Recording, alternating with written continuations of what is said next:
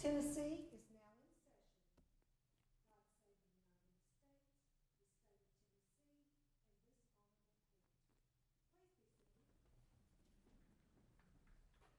the state of Tennessee, and this honorable court. Good morning, everyone, and welcome. We're very pleased to have you with us today.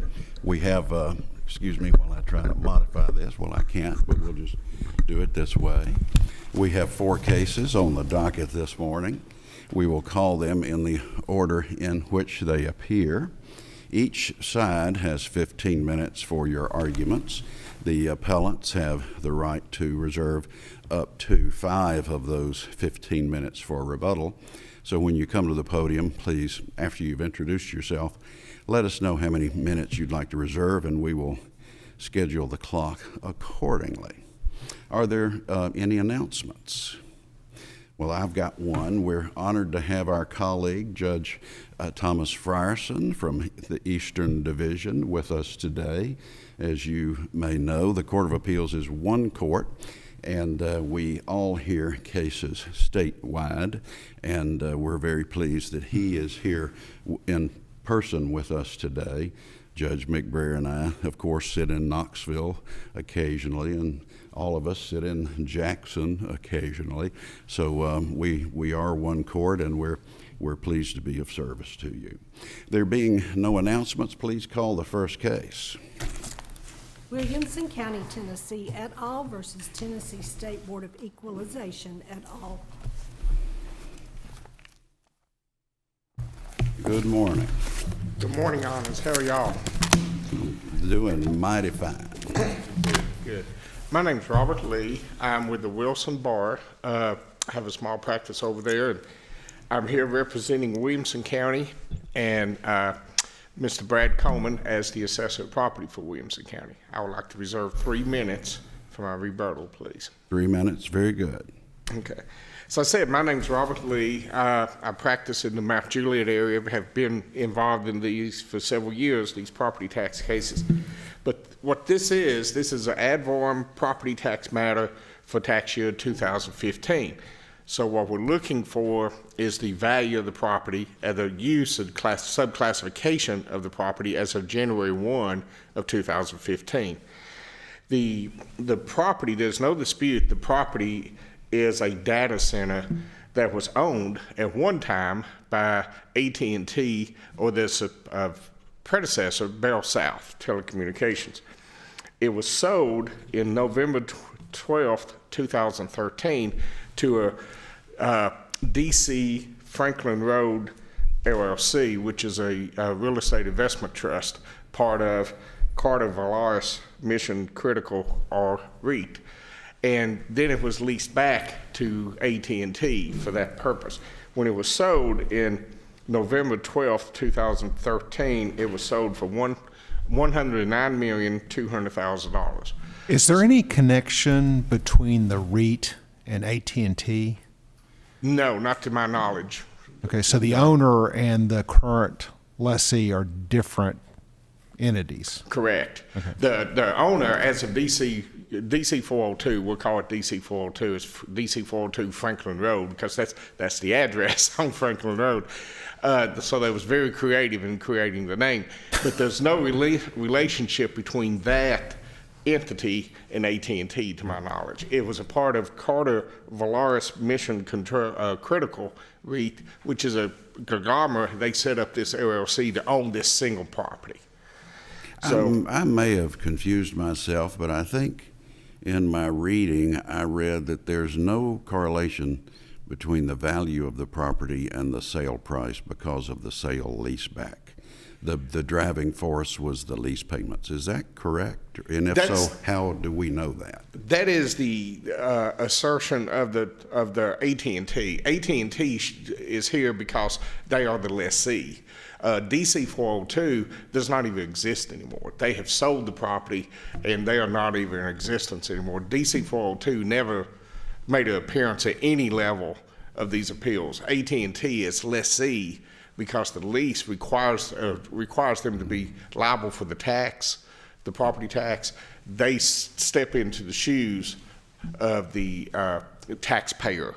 And our your statutes. position is the sales price is not the driving force in this valuation process? Well, Williamson County takes the position that the statute that's applicable is Tennessee Code Annotated 67-5-601A.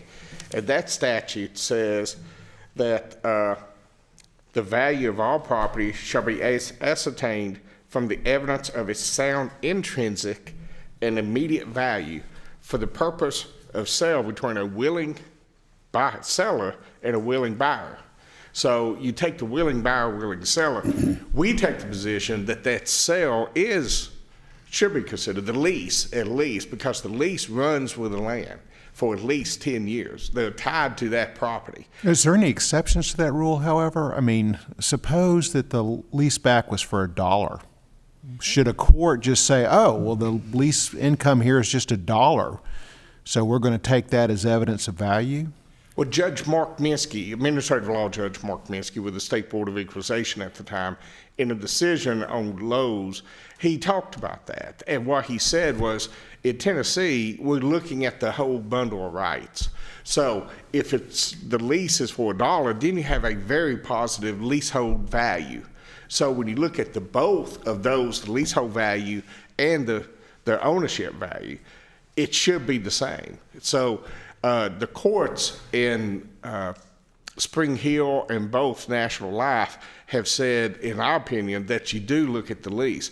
Judge Cottrell in Spring Hill basically said that anything running with the land, any intangibles or anything running with the land, the detriments or the pluses should be considered the value of the property. That was a low-income housing tax credit property. But I gather from that case that that's not dispositive, however. Excuse me? It's not dispositive. We think she cited National Life, which was is a computer personality case. It is, but you have to remember in Tennessee, the value statute, the same value statute applies to personal property and real property. So to get to the value, the only difference is the subclassification assessment levels. But the value statute is the same. You look at a fair market value between a willing buyer and a willing seller. So, and you look at all the intrinsic intricacies to that property. So while it is a personal property case, we think it is you should follow that because it does talk about value and enhancing that. This lease falls with the property. It goes wherever the property goes, whoever owns the property. So whoever owns this property is going to be entitled to those lease payments. On January 1, 2015, that owner was entitled to about over $76 million of lease payments until 2023. So on January 1 of 2015, any potential purchaser would consider that.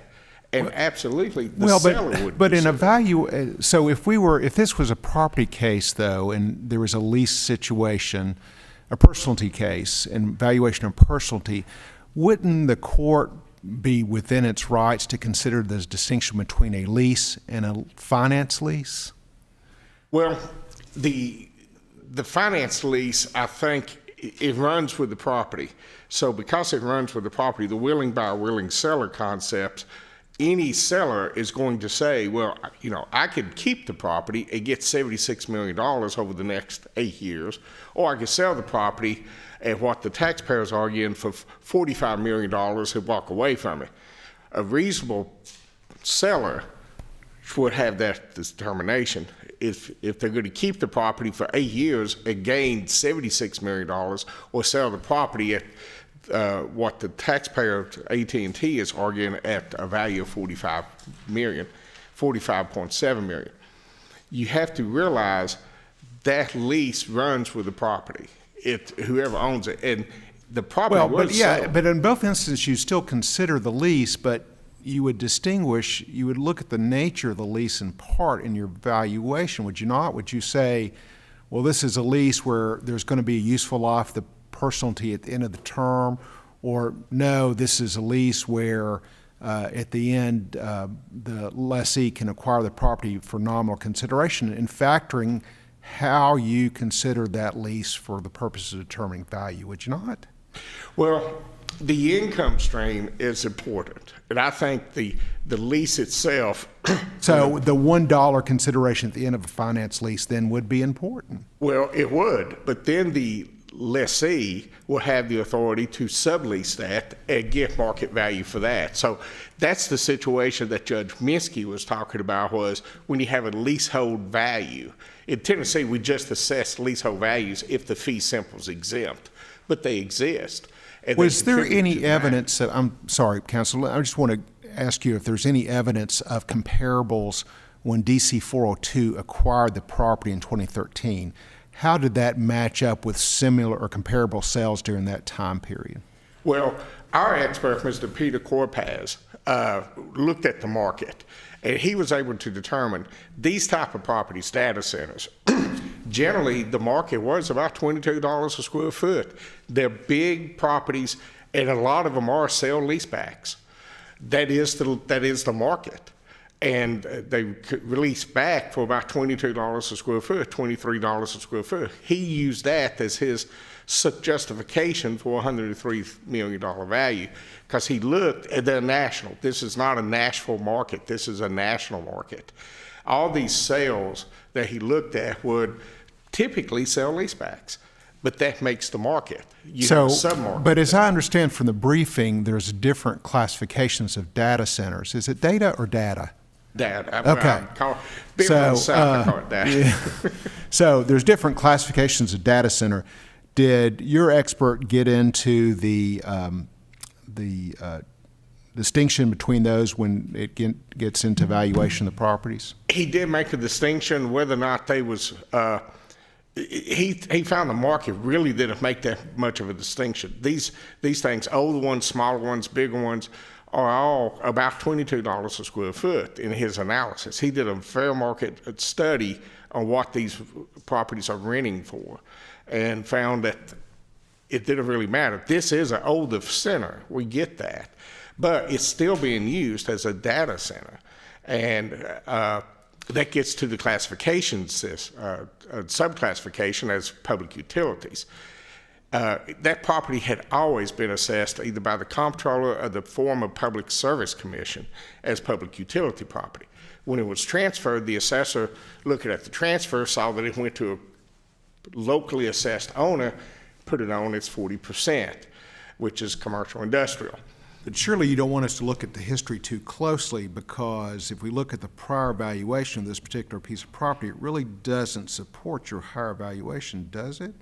It does not, but they changed the characteristics, because when they put that lease on it with that income stream coming to that property, the property value went up. It became more valuable to a potential purchaser. And the seller is not going to sell this property for $45 million when they've got $76 million sitting in the bank for the next 8 years. So the yellow light come on, sorry, I got about a minute, but to try to follow that line of thought, the property has been used as utilities, and there was testimony before the State Board of Equalization Assessment Appeals Commission. It is a part of the telephone system by their in-house person, Richard Sullivan. So we think it should be subclassified as public utility. The main thrust is the valuation methodology. Judge had said that you have to look at, though, the property is Tennessee law requires valuation of the fee simple estate available to be leased. We don't think that's the case. The lease should be considered under Spring Hill, which says you look at everything running with the land, and they cite National Life. Understand National Life is personal property. The standard's the same, the valuation statute. All right, thank you, Mr. Lee. You'll have 3 minutes for rebuttal. Thank you. I understand we have 2 appellees, but Mr. Jasper, you'll be the only one arguing, is that correct? Yes, Your Honor. Very good, welcome. Thank you. May it please the court, I'm Steve Jasper of the Nashville Bar, and I'm here on behalf of AT&T Services. And in this case, just at a level set, Williamson County is asking the court to significantly increase the value of an old and obsolete data center, more than double the value that was assigned to it by the Assessment Appeals Commission. That's important because in Tennessee, the commission is the agency that's authorized to make exactly those kinds of value determinations. And the commission conducted a thorough hearing, analyzed the evidence, applied its expertise, and then reached a determination that the property was worth $45.7 million. Then when the county appealed to Chancery Court, additional testimony was presented. The court thoroughly analyzed that evidence and reached the exact same conclusion of value. So the question before this court right now is whether there's substantial and material evidence to support the commission's value determination. And we submit that that's a really easy question because the evidence... So you're still arguing deferential review here rather than de novo review? Yes, Your Honor, yes. And I think it's required under this court's recent, last November, Crest decision, where it thoroughly addressed the substantial material evidence standard and applied that, not just to... It's one thing to say the APA standard of review applies to decisions from the Assessment Appeals Commission, which is what this court held in Crest and then more recently in In re TWT. But it's further that with regard to methodology determinations about how to appraise property and what the ultimate determination of value is, this court has recognized that those are fact decisions that should be upheld if there's substantial material evidence to support them. So how does that work, though, in a circumstance like this where you have one set of proven facts at the administrative level and then you get new evidence at the trial court level that goes to the heart of the valuation testimony? It's a kind of strange procedural setup, but it is what it was recognized in exactly what was recognized in TWT and in Crest, that it's a strange. You are allowed to look at additional evidence presented in order to substantiate the substantial material evidence in the record. You can add. And do we review that? We don't review that deferentially. We apply Rule 13, right? Or no? Yeah, How does that work? We're still reviewing the commission's decision on this appeal. Okay. The cases say that the Court of Appeals reviews these decisions in exactly the same status as the trial court or the Chancery Court, and so it's the same substantial material evidence. So then do we ignore the evidence that was presented? No, Your Honor, it's supplemental evidence to the record, and so it allows both sides to put more evidence in the record to support their position, and that is exactly what was said in Crest and TWT. And I agree, it's kind of a strange procedural requirement, but the idea is that at the Chancery Court you're allowed to present additional evidence to kind of bolster the decision below. And truthfully, we didn't need to have additional evidence submitted at the Chancery Court if you only looked at the Commission's evidence presented before that. In that hearing, it substantiated their decision. I mean, as Mr. Lee referenced, this is a very old and obsolete data center. That fact is undisputed. Williamson County admitted that fact at the hearing. In fact, they said, let me get to the language, it said it's an old and worn out and functionally obsolete and was not marketable as a data center.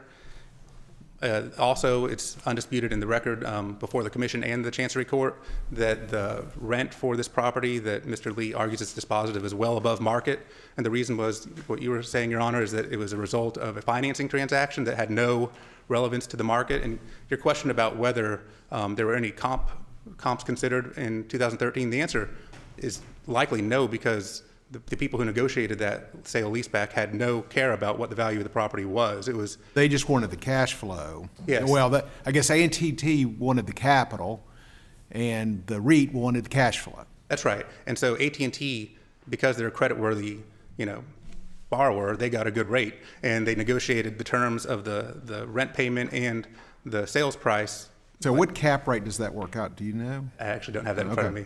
Yeah, but it was the cap rate. It was the amount that AT&T was willing to pay in rent equaled exactly what they got paid for the property. It was not at all related to the value of the property, and the rents were not related to what you would get on the market. And again, Williamson County, before the Commission recognized that, admitted that, said these rents are well above market, and that was because of the financing transaction.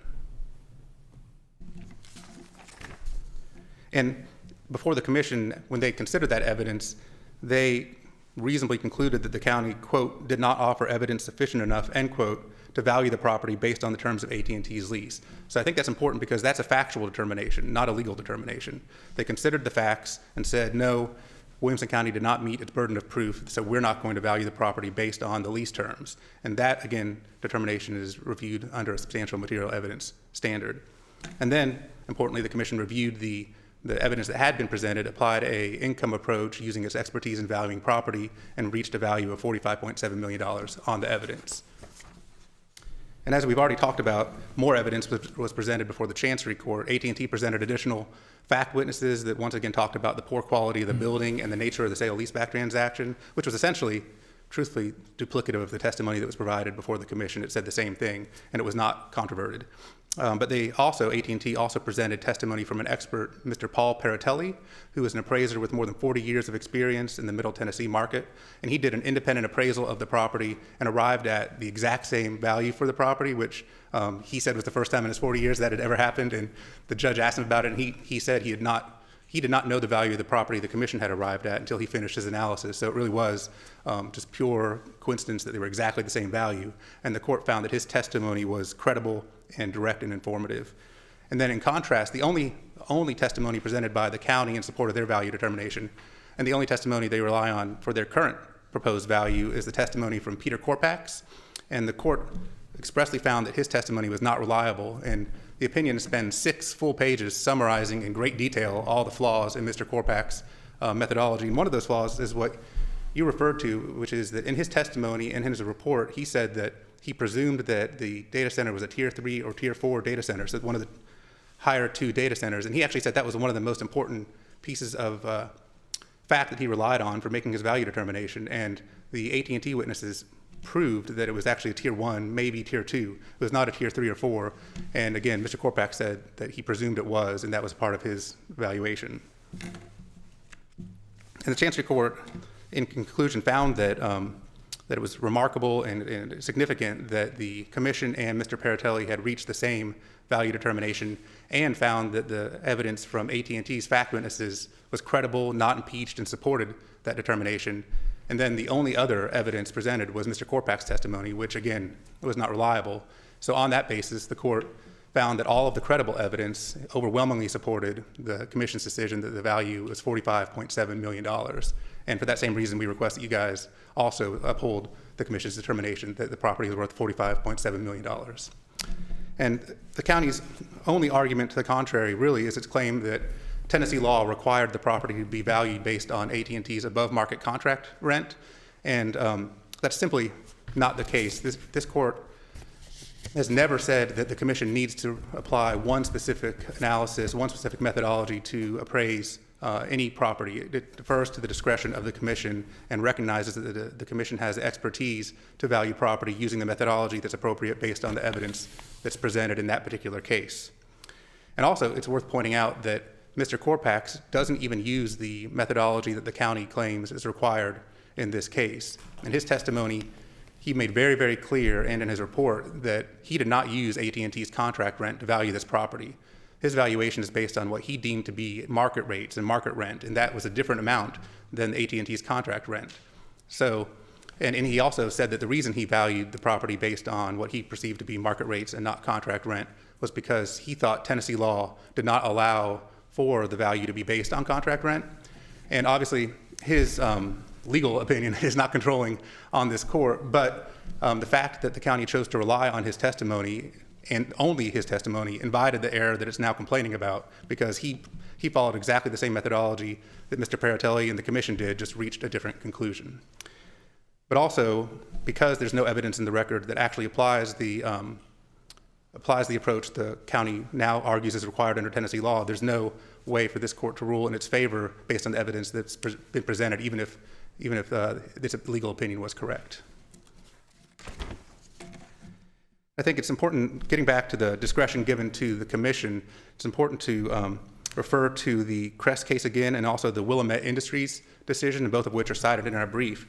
Because in Willamette Industries, this court was faced with a similar argument from a taxpayer at that time that claimed that a specific methodology was required for appraising the property that was at issue in that case. And this court specifically said it rejected that argument and specifically said, quote, "No authority suggests that any single method is mandated to the exclusion of all others." And so that recognizes that the commission has discretion to figure out what methodology makes the most sense to find the fair market value based on the evidence that's presented. And those decisions are, again, reviewed on a substantial material evidence standard.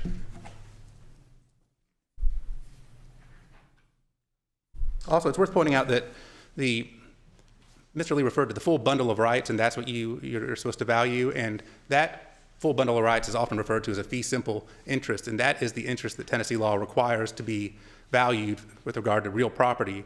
And that was recognized in the State Board's official assessment manual, which is made a controlling authority under Tennessee's property tax statutes. That manual that was in effect in 2015 specifically said that the value of real property is supposed to be valued based on a fee simple interest in the property.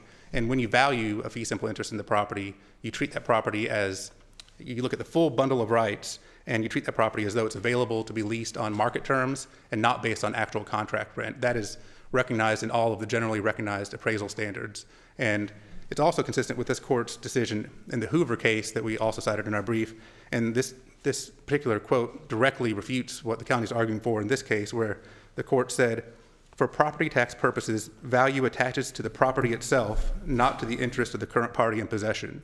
So you look at the fee simple, you look at the property, you don't look at the specific contract terms, you look at the value of the fee simple interest in the property, which is the inherent value of the property. And the court and commission both recognize the policy problems with trying to value real property, especially on the terms of a lease. There's a transparency issue where it's tough to administer. How is the assessor supposed to know the terms of each individual lease for each piece of property?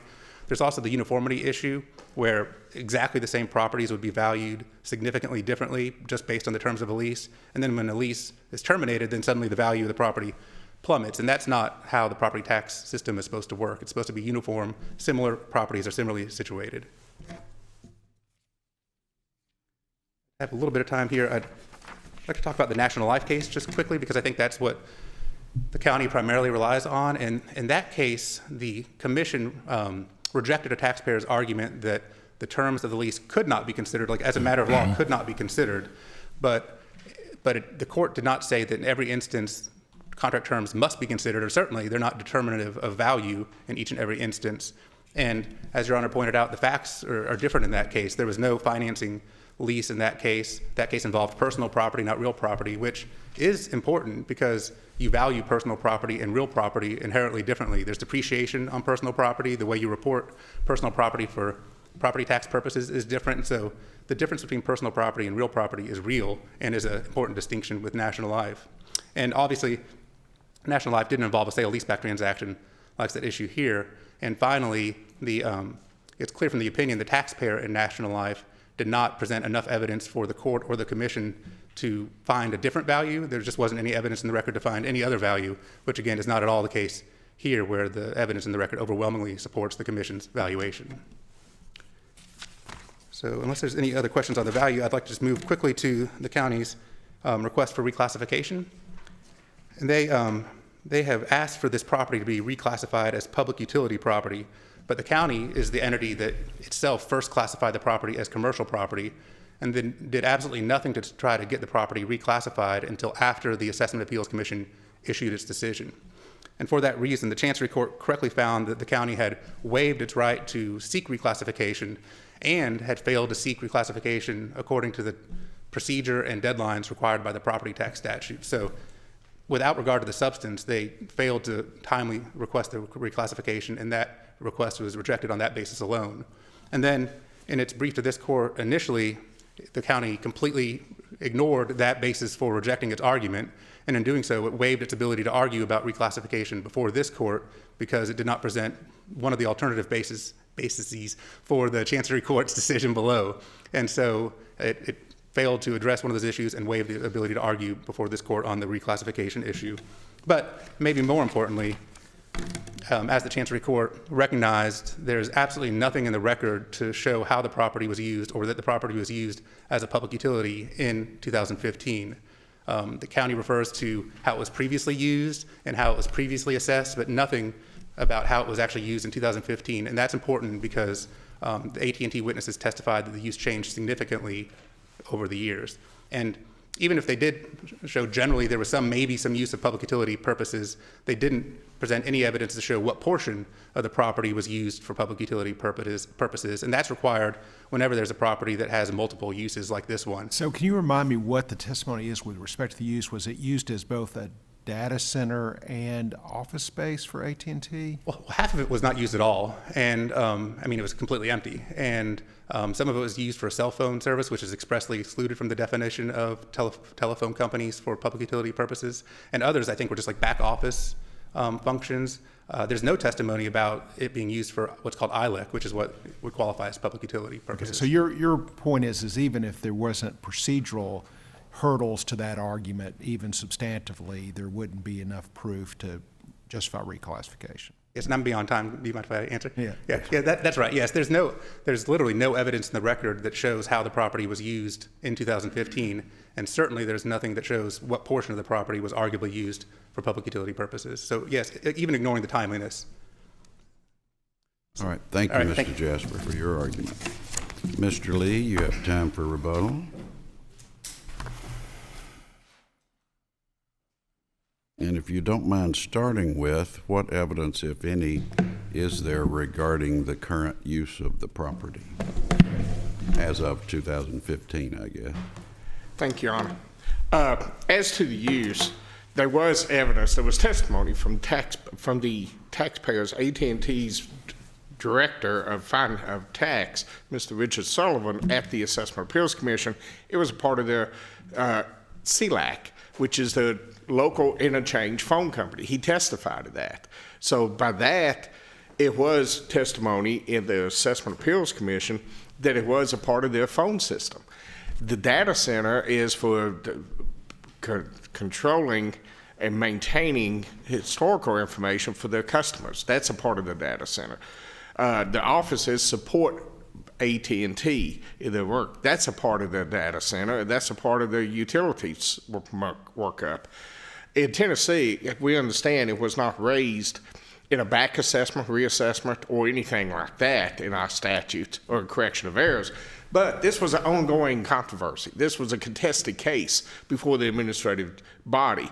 There's no need to go through and do another proceedings when the assessment had not been finalized. It had not been certified, it had not been finalized, and it was still pending before administrative body. That's when the issue was raised. It was raised on a motion to reconsider, because that's when it first was identified that this should have been classified as subclassified as public utilities.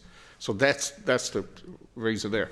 I would like to address Mr. Perlatelli's highest and best use. Their witness testified that the highest and best use of that property is to tear it down, redevelop it. But he also agreed, and their other expert, Mr. Lindhoff, agreed, and our expert agreed, there's a lease on this property. AT&T's not going to let you tear that building down as long as they have a lease of that property without some kind of consideration. So that tearing the property down and redeveloping it is not subject, it's not lawful. It's not in the highest and best use, because they're getting $76 million over 8 years. Why would they tear it down and put a mixed-use development for $40-something million? So AT&T could stop that. They have a binding agreement for a number of years. In fact, that property sold for $110 million in 2007. That's in the record. So somebody bought that property with the remaining term of the lease, it has more value. As far as uniformity, you have two apples.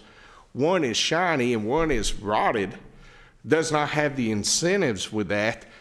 The shiny apple is more valuable. That's what we have here. We have a piece of property that has intrinsic values. Willing buyer, willing seller. The seller's not going to sell this property for less than what they're going to gain over the next 8 years, in our opinion. Thank you, Mr. Lee and Mr. Jasper, for your arguments. We will take the matter under advisement.